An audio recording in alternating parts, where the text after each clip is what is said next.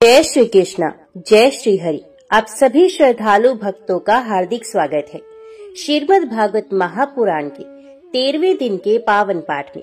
श्रीमद् भागवत महापुराण भगवान की अनंत लीलाओं, उपदेशों और भक्तों पर उनकी असीम कृपा का अद्भुत वर्णन है। हर दिन का पाठ हमें धैर्य, शक्ति और मोक्ष की ओर अग्रसर करता है।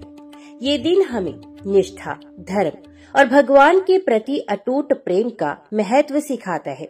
आइए हम सभी श्रद्धा और प्रेम से इस दिव्य कथा का श्रवण करें और श्री हरि की कृपा को प्राप्त करें। वीडियो को लाइक अवश्य करें, अपने प्रियजनों के साथ साझा करें और चैनल को सब्सक्राइब करना ना भूलें ताकि ये पुण्य कथा अधिक से अधिक लोगों तक पहुँचे। जय श्री हरि। श्री सुखदेव जी कहते हैं, परीक्षित, सबके आत्मा तथा सब कुछ देने वाले भगवान श्री कृष्ण अपने से मिलन की आकांक्षा रखकर व्याकुल हुई कुब्जा का प्रिय करने, उसे सुख देने की इच्छा से उसके घर गए। कुब्जा का घर बहुमूल्य सामग्रियों से संपन्न था। उसमें श्रृंगार रस का उद्दीपन करने वाली बहुत सी साधन सामग्री भी भरी हुई थी। मोती की झालरें और स्थान स्थान पर झंडियां लगी हुई थी। चंदोए तने हुए थे, सेजे बिछी हुई थी और बैठने के लिए बहुत सुंदर सुंदर आसन लगाए थे। धूप की सुगंध फैल रही थी, दीपक की शिखाएं जगमगा रही थी। स्थान स्थान पर फूलों के हार और चंदन रखे थे। भगवान को अपने घर आते देखा कुब्जा तुरंत हड़बड़ाकर अपने आसन से उठ खड़ी हुई और सखियों के साथ आगे बढ़कर उसने विधि पूर्वक भगवान का स्वागत सत्कार किया। फिर श्रेष्ठ आसन आदि देकर विविध उपचारों से उनकी विधि पूर्वक पूजा की। कुब्जा ने भगवान के परम भक्त उद्धव जी की समुचित रीति से पूजा की, परंतु वे उसके सम्मान के लिए उसका दिया हुआ आसन छूकर धरती पर ही बैठ गए। अपने स्वामी के सामने उन्होंने आसन पर बैठना उचित नहीं समझा। भगवान श्री कृष्ण सच्चिदानंद स्वरूप होने पर भी लोकाचार का अनुकरण करते हुए तुरंत उसकी बहुमूल्य सेज पर जा बैठे। तब कुब्जा स्नान, अंगराग, वस्त्र, आभूषण, हार, इत्र आदि तांबूल और सुधा सब आदि से अपने को खूब सजाकर लीला में लजीली मुस्कान तथा हाव भाव के साथ भगवान की ओर देखती हुई उनके पास आई। कुब्जा नवीन मिलन के संकोच से कुछ झिझक रही थी। तब श्याम सुंदर श्री कृष्ण ने उसे अपने पास बुला लिया और उनकी कंकण से सुशोभित कलाई पकड़कर अपने पास बैठा लिया और उसके साथ क्रीड़ा करने लगे। परीक्षित, कुब्जा ने इस जन्म में केवल भगवान को अंगराग अर्पित किया था। उसी एक शुभ कर्म के फलस्वरूप उसे ऐसा अनुपम अवसर मिला। कुब्जा भगवान श्री कृष्ण के चरणों को अपने काम संतप्त हृदय, वक्षस्थल और नेत्रों पर रखकर उनकी दिव्य सुगंध लेने लगी और इस प्रकार उसने अपने हृदय की सारी आदि व्याधि शांत कर ली। वक्षस्थल से सटे हुए आनंद मूर्ति प्रियतम श्याम सुंदर का अपनी दोनों भुजाओं से गाढ़ आलिंगन करके कुब्जा ने दीर्घ काल से बढ़े हुए विरह ताप को शांत किया। कुब्जा ने केवल अंगराग समर्पित किया था, उतने से ही उसे उन सर्वशक्तिमान भगवान की प्राप्ति हो गई, जो कैवल्य मोक्ष के अधीश्वर है और जिनकी प्राप्ति अत्यंत कठिन है। परंतु उस दुर्भाग्य ने उन्हें प्राप्त करके भी ब्रज गोपियों की भांति सेवा ना मांगकर यही मांगा, प्रियतम, आप कुछ दिन यहीं रुककर मेरे साथ क्रीड़ा कीजिए, क्योंकि हे कमल नयन, मुझसे आपका साथ नहीं छोड़ा जाता। भगवान श्री कृष्ण सबका मान रखने वाले और सर्वेश्वर है। उन्होंने अभीष्ट वर देकर उसकी पूजा स्वीकार की और फिर अपने प्यारे भक्त उद्धव जी के साथ अपने सर्व सम्मानित घर पर लौट आए। परीक्षित, भगवान ब्रह्मा आदि समस्त ईश्वरों के भी ईश्वर है। उनको प्रसन्न कर लेना भी जीव के लिए बहुत ही कठिन है। जो कोई उन्हें प्रसन्न करके उनसे विषय सुख मांगता है, वे निश्चय ही दुर्बुद्धि है, क्योंकि वास्तव में विषय सुख अत्यंत तुच्छ नहीं के बराबर है। तदंतर एक दिन सर्वशक्तिमान भगवान श्री कृष्ण बलराम जी और उद्धव जी के साथ अक्रूर जी की अभिलाषा पूर्ण करने और उनसे कुछ काम लेने के लिए उनके घर गए। क्रूर जी ने दूर से ही देख लिया कि हमारे परम बंधु मनुष्य लोक शिरोमणि भगवान श्री कृष्ण और बलराम जी इधर पधार रहे हैं। वे तुरंत उठकर आगे गए और आनंद से भरकर उनका अभिनंदन और आलिंगन किया। अक्रूर जी ने भगवान श्री कृष्ण और बलराम जी को नमस्कार किया तथा उद्धव जी के साथ उन दोनों भाइयों ने भी उन्हें नमस्कार किया। जब सब लोग आराम से आसनों पर बैठ गए, तब अक्रूर जी उन लोगों की विधिवत पूजा करने लगे। परीक्षित, उन्होंने पहले भगवान के चरण धोकर चरणोदक सर पर धारण किया और फिर अनेकों प्रकार की पूजा सामग्री, दिव्य वस्त्र, गंध, माला और श्रेष्ठ आभूषणों से उनका पूजन किया। सर झुकाकर उन्हें प्रणाम किया और उनके चरणों को अपनी गोद में लेकर दबाने लगे। उसी समय उन्होंने विनम्र होकर भगवान श्री कृष्ण और बलराम जी से कहा, भगवान, ये बड़े ही आनंद और सौभाग्य की बात है कि पापी कंस अपने अनुयायियों के साथ मारा गया।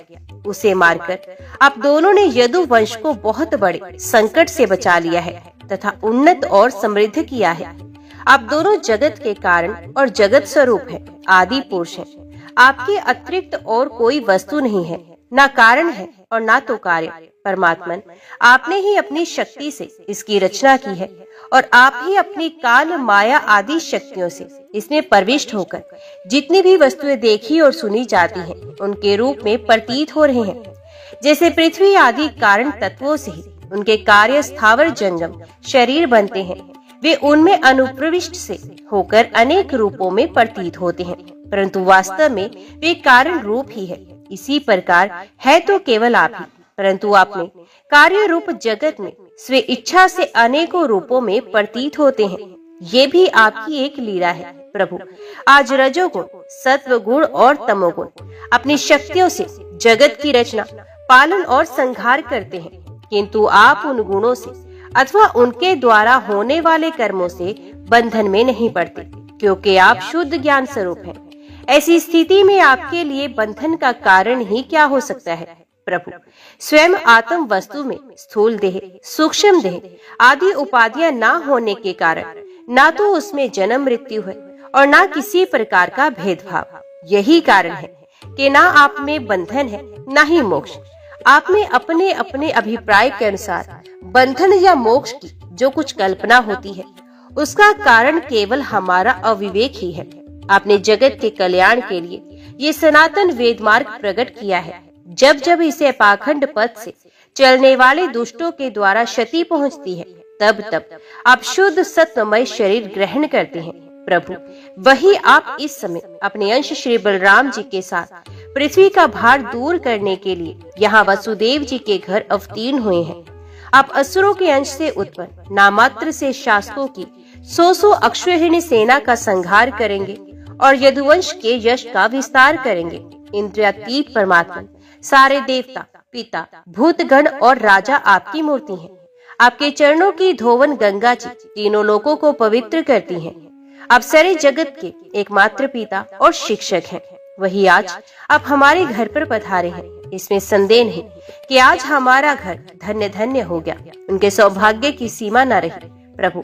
आप प्रेमी भक्तों के परम प्रियतम, सत्यवक्ता, अकारण हेतु और कृतज्ञ है। जरा सी सेवा को भी मान लेते हैं। भला ऐसा कौन बुद्धिमान पुरुष है जो आपको छोड़कर किसी दूसरे की शरण में जाएगा?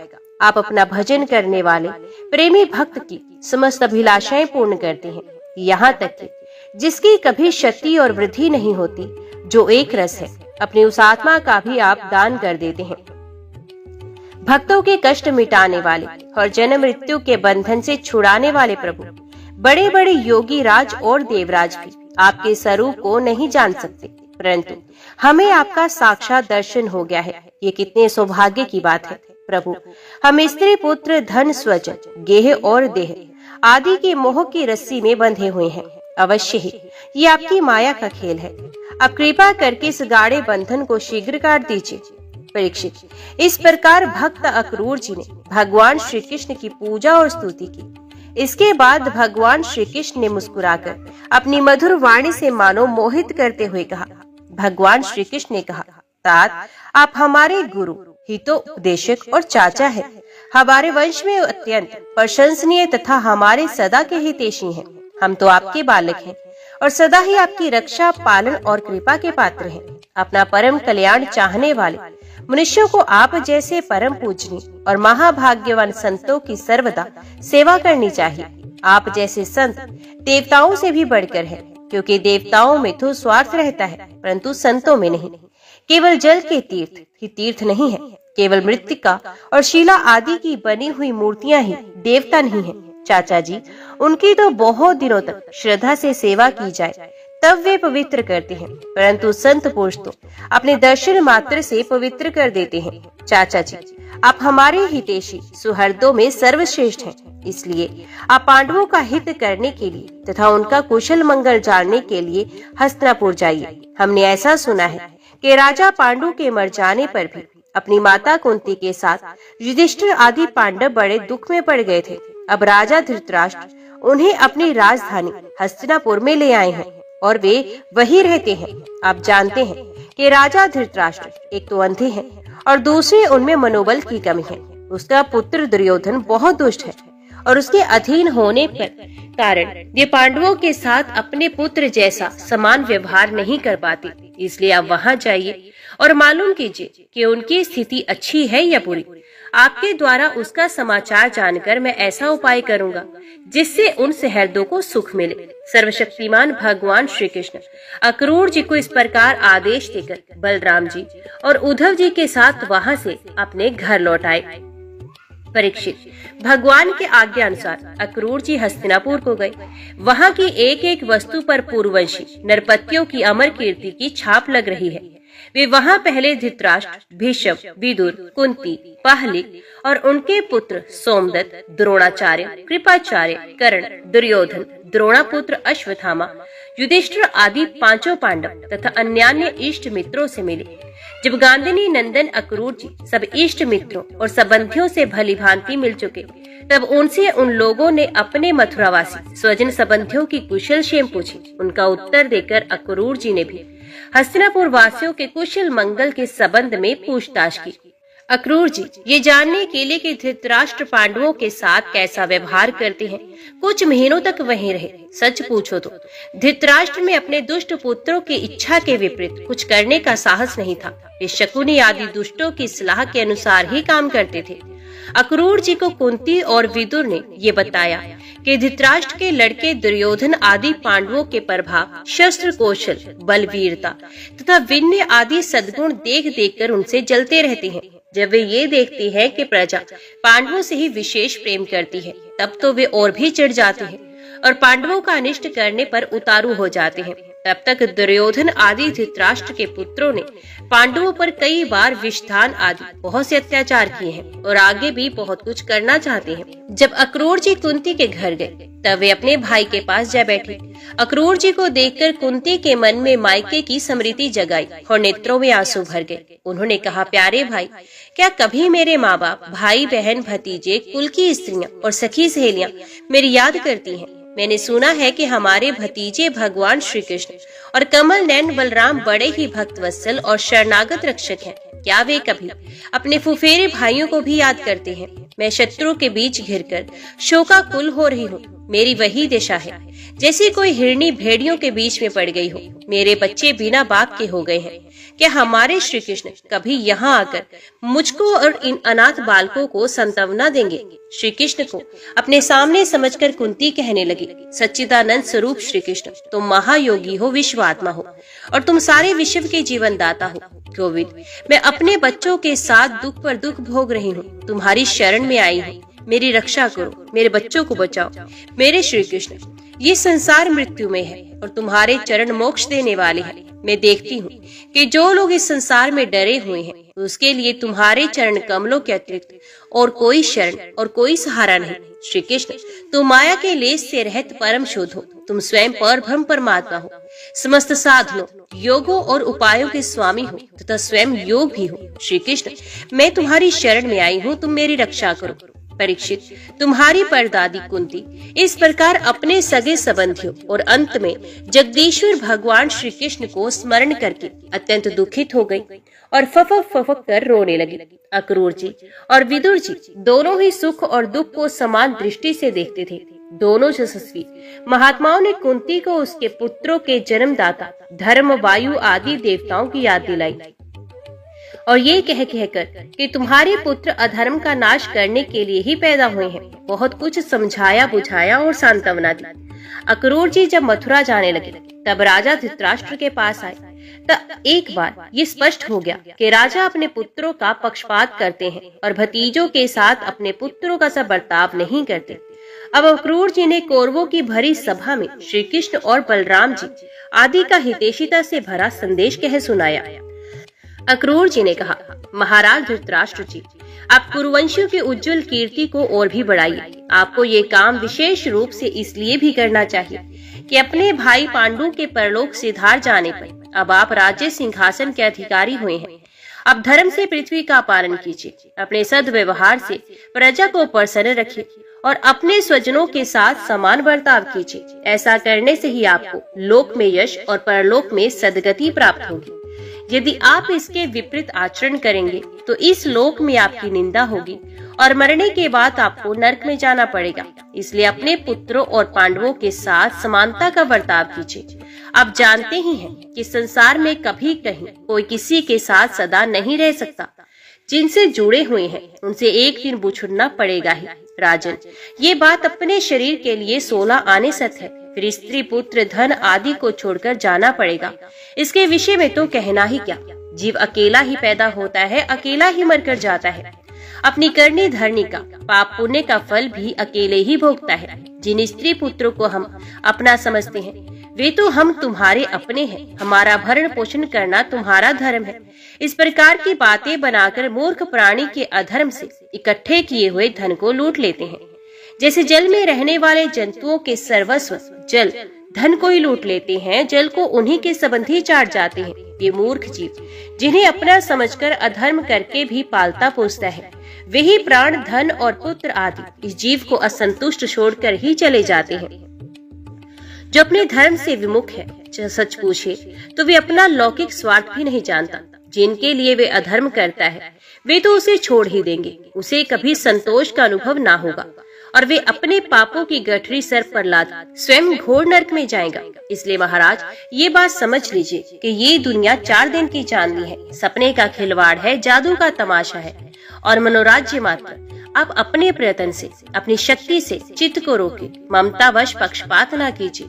आप समर्थ हैं, समतल में स्थित हो जाइए और इस संसार की ओर से उपराम शांत हो जाइए। राजा धृतराष्ट्र ने कहा, दानपति अक्रूर जी, आप मेरे कल्याण की भले की बात कर रहे हैं। जैसे मरने वाले को अमृत मिल जाए तो वे कभी उससे तृप्त नहीं हो सकता, वैसे ही मैं भी आपकी इन बातों से तृप्त नहीं हो रहा हूँ। फिर भी हमारे हितैषी अक्रूर जी, मेरे चंचल चित्त में आपकी ये प्रिय शिक्षा तनिक भी नहीं ठहर रही है, क्योंकि मेरा हृदय पुत्रों की ममता के कारण अत्यंत विषम हो गया है। जैसे स्फटिक पर्वत के शिखर पर एक बार बिजली कौंधती है और दूसरे ही क्षण अंतर ध्यान हो जाती है, वही दशा आपके उपदेशों की है। अक्रूर जी, सुना है कि सर्वशक्तिमान भगवान पृथ्वी का भार उतारने के लिए यदुकुल में अवतीर्ण हुए हैं। ऐसा कौन पुरुष है जो उनके विधान में उलट फेर कर सके? उनकी जैसी इच्छा होगी वही होगा। भगवान की माया का मार्ग अचिंत्य है। उसी माया के द्वारा इस संसार की सृष्टि करके जिसमें प्रवेश करते हैं और कर्म तथा कर्म फलों का विभाजन कर देते हैं। इस संसार चक्र की बेरोक टोक चाल में उनकी अचिंत्य लीला शक्ति के अतिरिक्त और कोई कारण नहीं। मैं उन्हीं परमेश्वर शक्तिशाली प्रभु को नमस्कार करता हूँ। इस प्रकार अक्रूर जी महाराज धृतराष्ट्र का अभिप्राय जानकर और कुरुवशी सवजन संबंधियों से प्रेम पूर्वक अनुमति लेकर मथुरा लौट आए। परीक्षित, उन्होंने वहाँ भगवान श्री कृष्ण और बलराम जी के सामने धृतराष्ट्र का वे सारा व्यवहार बर्ताव जो वे पांडवों के साथ करते थे वे कह सुनाया, क्योंकि उनको हस्तिनापुर भेजने का वास्तव में उद्देश्य भी यही था। श्री सुखदेव जी कहते हैं, भरतवंश शिरोमणि परीक्षित, कंस की 2 रानियां थी, अस्ति और प्राप्ति। पति की मृत्यु से उन्हें बड़ा दुख हुआ। उनके पिता की राजधानी बदल गई। इन दोनों के पिता मगधराज जरासंध थे। उनके द्वारा बड़े दुख के साथ साथ उनके विधवा होने के लक्षणों का वर्णन किया गया। परीक्षित, ये अप्रिय समाचार सुनकर पहले तो जरासंध को बड़ा शोक हुआ, परंतु पीछे वे क्रोध से तिलमिला उठा। उसने ये निश्चित करके कि मैं पृथ्वी पर एक भी यदुवंशी नहीं रहने दूंगा, युद्ध की बहुत बड़ी तैयारी की। और 23 अक्षौहिणी सेना के साथ यदुवंशियों की राजधानी मथुरा को चारों ओर से घेर लिया। भगवान श्री कृष्ण ने देखा जरासंध की सेना क्या है, उमड़ता हुआ समुद्र है। उन्होंने ये भी देखा कि उसने चारों ओर से हमारी राजधानी को घेर लिया है और हमारे स्वजन तथा पूर्ववासी भयभीत हो रहे हैं। भगवान श्री कृष्ण पृथ्वी का भार उतारने के लिए ही मनुष्य सा वेश धारण किए हुए हैं। अब उन्होंने विचार किया कि मेरे अवतार का क्या प्रयोजन है और इस समय इस स्थान पर मुझे क्या करना चाहिए। उन्होंने सोचा ये बड़ा अच्छा हुआ कि मगधराज जरासंध ने अपने अधीन से नरपतियों की पैदल, घुड़सवार, रथी और हाथियों से युक्त हुई अक्षौहिणी सेना इकट्ठी कर ली है। ये सब तो पृथ्वी का भार ही जुटकर मेरे पास आ पहुंचा है। मैं इसका नाश करूंगा, परंतु अभी मगधराज जरासंध को नहीं मारना चाहिए, क्योंकि वे जीवित रहेगा तो फिर से असुरों की बहुत सी सेना इकट्ठी कर लाएगा। मेरे अवतार का यही प्रयोजन है कि मैं पृथ्वी का बोझ हल्का कर दूं, साधु सज्जनों की रक्षा करूं और दुष्ट दुर्जनों का संहार। समय समय पर धर्म रक्षा के लिए और बढ़ते हुए अधर्म को रोकने के लिए मैं और भी अनेकों शरीर ग्रहण करता हूँ। परीक्षित, भगवान श्री कृष्ण इस प्रकार विचार कर ही रहे थे कि आकाश से सूर्य के समान चमकते हुए 2 रथ आ पहुंचे। उनमें युद्ध की सारी सामग्रियां सुसज्जित थी और 2 सारथी उन्हें हाँक रहे थे। इसी समय भगवान के दिव्य और सनातन आयुध भी अपने आप वहां आकर उपस्थित हो गए। उन्हें देखकर भगवान श्री कृष्ण ने अपने बड़े भाई बलराम जी से कहा, भाई जी आप बड़े शक्तिशाली हैं। इस समय जो यदुवंशी आपको ही अपना स्वामी और रक्षक मानते हैं, जो आपसे ही स्नात है, उन पर बहुत बड़ी विपत्ति आ पड़ी है। देखिए ये आपका रथ है और आपके प्यारे आयुध हल मूसल भी आ पहुंचे हैं। अब आप इस रथ पर सवार होकर शत्रु सेना का संहार कीजिए और अपने स्वजनों को इस विपत्ति से बचाइए। भगवान साधुओं का कल्याण करने के लिए ही हम दोनों ने अवतार ग्रहण किया है। अतः अब आप ये 23 अक्षौहिणी सेना, पृथ्वी का ये विपुल भार नष्ट कर दीजिए। भगवान श्री कृष्ण और बलराम जी ने ये सलाह करके कवच धारण किए और रथ पर सवार होकर वे मथुरा से निकले। उस समय दोनों भाई अपने अपने आयुध लिए हुए थे और छोटी सी सेना उनके साथ चल रही थी। श्री कृष्ण का रथ हाँक रहा था दारुक। पुरी से बाहर निकलकर उन्होंने अपना पांचजन्य शंख बजाया। उनकी शंख की भयंकर ध्वनि सुनकर शत्रु पक्ष की सेना के वीरों का हृदय डर के मारे थर्रा उठा। उन्हें देखकर मगधराज जरासंध ने कहा, पुरुषधाम श्री कृष्ण, तू अभी निरा बच्चा है। अकेले तेरे साथ लड़ने में मुझे लाज लग रही है। इतने दिनों तक तू ना जाने कहां कहां छिपा फिरता था। मत, तू अपने मामा का हत्यारा है, इसलिए मैं तेरे साथ नहीं लड़ सकता। जा, मेरे सामने से भाग जा। बलराम, यदि तेरे चित्त में ये श्रद्धा हो कि युद्ध में मरने पर स्वर्ग मिलता है तो तू आ जा। हिम्मत बांधकर मुझसे लड़। मेरे बाणों से भी छिन्न भिन्न हुए शरीर को यहाँ छोड़कर स्वर्ग में जा, अथवा यदि तुझमें शक्ति हो तो मुझे मार डाल। भगवान श्री कृष्ण ने कहा, मगधराज, जो शूरवीर होते हैं वे तुम्हारी तरह डींगे नहीं हाँकते, वे तो अपना बल पौरुष ही दिखलाते हैं। देखो, अब तुम्हारी मृत्यु तुम्हारे सर पर नाच रही है। तुम वैसे ही अकबक रहे हो जैसे मरने के समय कोई सन्निपात का रोगी करे। बक लो, मैं तुम्हारी बात पर ध्यान नहीं देता। परीक्षित, जैसे वायु बादलों से सूर्य को और धुएं से आग को ढक लेती है, किंतु वास्तव में वे ढकते नहीं, उनका प्रकाश फिर फैलता ही है, वैसे ही मगधराज जरासंध ने भगवान श्री कृष्ण और बलराम के सामने आकर अपनी बहुत बड़ी बलवान और अपार सेना के द्वारा उन्हें चारों ओर से घेर लिया। यहाँ तक कि उनकी सेना, रथ, ध्वजा, घोड़ों और सारथियों का दिखना भी बंद हो गया। मथुरापुरी की स्त्रियां और महलों की अटारियों, छज्जों और फाटकों पर चढ़कर युद्ध का कौतुक देख रही थी। जब उन्होंने देखा कि युद्ध भूमि में भगवान श्री कृष्ण की गरुड़ चिन्ह से चिन्हित और बलराम जी की ताल चिन्ह से चिन्हित ध्वजा वाले रथ नहीं दिख रहे हैं, तब वे शोक के आवेग से मूर्छित हो गई। जब भगवान श्री कृष्ण ने देखा कि शत्रु सेना के वीर हमारी सेना पर इस प्रकार बाणों की वर्षा कर रहे हैं, मानो बादल पानी की अनगिनत बूंदें बरसा रहे हों, और हमारी सेना उससे अत्यंत पीड़ित, व्यथित हो रही है, तब उन्होंने अपने देवता और असुर दोनों से सम्मानित सारंग धनुष का टंकार किया। इसके बाद वे तरकस में से बाण निकालने, उन्हें धनुष पर चढ़ाने और धनुष की डोरी खींचकर झुंड के झुंड बाण छोड़ने लगे। उस समय उनका वे धनुष इतनी फुर्ती से घूम रहा था मानो कोई बड़े वेग से लुकारी घुमा रहा हो। इस प्रकार भगवान श्री कृष्ण जरासंध की चतुरंगनी हाथी घोड़े रथ और पैदल सेना का संहार करने लगे। इससे बहुत से हाथियों के सिर फट गए और वे मर मर कर गिरने लगे। बाणों की बौछार से अनेकों घोड़ों के सर धड़ से अलग हो गए। घोड़े, ध्वजा, सारथी और रथियों के नष्ट हो जाने से बहुत से रथ बेकाम हो गए। पैदल सेना की बाह, जांघ और सर आदि अंग प्रत्यंग कट कट कर गिर पड़े।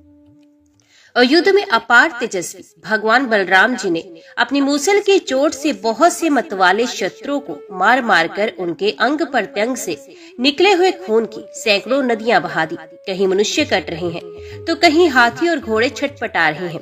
उस नदियों में मनुष्यों की भुजाएं सांप के समान जान पड़ती और सर इस प्रकार मालूम पड़ते मानो कछुओं की भीड़ लग गई हो। मरे हुए हाथी दीप जैसे और घोड़े ग्राहों के समान जान पड़ते। हाथ और जांघें मछलियों की तरह, मनुष्यों के केश सेवार के समान, धनुष तरंगों की भांति और अस्त्र शस्त्र लता एवं तिनकों के समान जान पड़ती। ढाले ऐसी मालूम पड़ती मानो भयानक भंवर हो। बहुमूल्य मणियां और आभूषण पत्थर के रोड़ों जैसे तथा कंकड़ों के समान बहे जा रहे थे। उन नदियों को देखकर कायर पुरुष डर रहे थे और वीरों का आपस में खूब उत्साह बढ़ रहा था। परीक्षित, जरासंध की वे सेना समुद्र के समान दुर्गम, भयाव्य और बड़ी कठिनाई से जीतने योग्य थी, परंतु भगवान श्री कृष्ण और बलराम जी ने थोड़े ही समय में उसे नष्ट कर डाला। वे सारे जगत के स्वामी हैं, उनके लिए एक सेना का नाश कर देना केवल खिलवाड़ ही तो है। परीक्षित, भगवान के गुण अनंत हैं। वे खेल खेल में ही तीनों लोगों की उत्पत्ति, स्थिति और संहार करते हैं। उनके लिए ये कोई बड़ी बात नहीं कि वे शत्रुओं की सेना का इस प्रकार बात की बात में सत्यानाश कर दे। तथापि जब वे मनुष्य सा वेश धारण करके मनुष्य से लीला करते हैं तब उसका भी वर्णन किया ही जाता है। इस प्रकार जरासंध की सारी सेना मारी गई, रथ भी टूट गया, शरीर में केवल प्राण बाकी रहे। तब भगवान श्री बलराम जी ने जैसे एक सिंह दूसरे सिंह को पकड़ लेता है, वैसे ही बलपूर्वक महाबली जरासंध को पकड़ लिया। जरासंध ने पहले बहुत से विपक्षी नरपतियों का वध किया था, परंतु आज उसे बलराम जी वरुण की फांसी और मनुष्य के फंदे से बांध रहे थे। भगवान श्री कृष्ण ने ये सोचकर कि ये छोड़ दिया जाएगा तो और भी सेना इकट्ठी करके लाएगा तथा हम सहज ही पृथ्वी का भार उतार सकेंगे, बलराम जी को रोक दिया। बड़े बड़े शूरवीर जरासंध का सम्मान करते थे, इसलिए उसे इस बात पर बड़ी लज्जा मालूम हुई कि मुझे श्री कृष्ण और बलराम ने दया करके दीन की भांति छोड़ दिया। अब उसने तपस्या करने का निश्चय किया, परंतु रास्ते में उसके साथी नरपतियों ने बहुत समझाया कि राजन, ये दुवंशों में क्या रखा है, वे आपको बिल्कुल ही पराजित नहीं कर सकते। आपको प्रारब्धवश ही नीचा दिखना पड़ा है। उन लोगों ने भगवान की इच्छा, फिर विजय प्राप्त करने की आशा आदि बतलाकर तथा लौकिक दृष्टांत एवं युक्तियां दे देकर ये बात समझा दी कि आपको तपस्या नहीं करनी चाहिए। परीक्षित, उस समय मगधराज जरासंध की सारी सेना मर चुकी थी। भगवान बलराम जी ने उपेक्षा पूर्वक उसे छोड़ दिया था। इससे वे बहुत उदास होकर अपने देश मगध को चला गया। भगवान श्री कृष्ण की सेना में किसी का बाल भी बांका न हुआ और उन्होंने जरासंध की 23 अक्षौहिणी सेना पर, जो समुद्र के समान थी, सहज ही विजय प्राप्त की। उस समय बड़े बड़े देवता उन पर नंदन वन के पुष्पों की वर्षा और उनके इस महान कार्य का अनुमोदन प्रशंसा कर रहे थे। जरासंध की सेना के पराजय से मथुरावासी भयरहित हो गए थे और भगवान श्री कृष्ण की विजय से उनका हृदय आनंद से भर रहा था। भगवान श्री कृष्ण आकर उनमें मिल गए। सूत, मागध और वंदीजन उनकी विजय के गीत गा रहे थे। जिस समय भगवान श्री कृष्ण ने नगर में प्रवेश किया, उस समय वहाँ शंख, नगारे, भेरी, तुरही, वीणा, बांसुरी और मृदंग आदि बाजे बजने लगे थे। मथुरा की एक एक सड़क और गली में छिड़काव कर दिया गया था।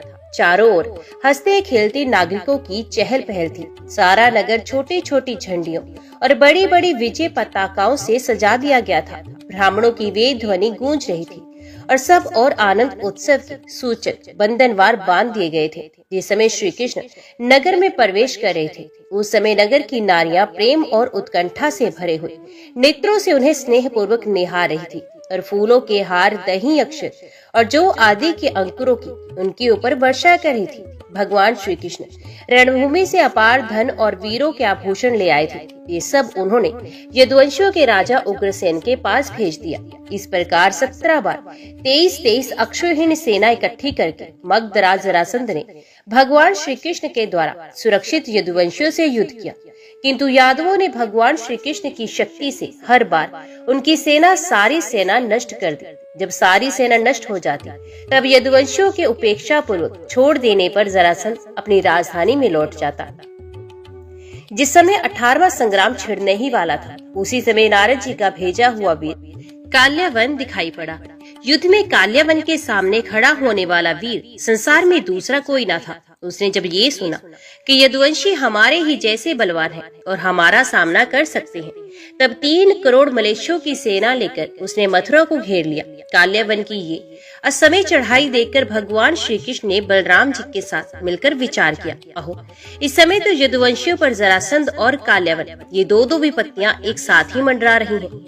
आज इस परम बलशाली यवन ने हमें आकर घेर लिया है और जरासंध भी आज कल या परसों में आ ही जाएगा। यदि हम दोनों भाई इसके साथ लड़ने में लग गए और उसी समय जरासंध भी आ पहुंचा, तो वे हमारे बंधुओं को मार डालेगा या तो कैद करके अपने नगर में ले जाएगा, क्योंकि वे बहुत बलवान है।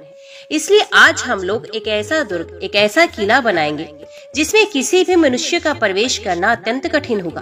अपने स्वजन संबंधियों को उसी किले में पहुंचाकर फिर इस यवन का वध कर डालेंगे। बलराम जी से इस प्रकार सलाह करके भगवान श्री कृष्ण ने समुद्र के भीतर एक ऐसा दुर्गम नगर बनाया जिसमें सभी वस्तुएं अद्भुत थी और उस नगर की लंबाई चौड़ाई 48 कोस की थी। उस नगर की एक एक वस्तु में विश्वकर्मा का विज्ञान और शिल्प कला की निपुणता प्रकट होती थी।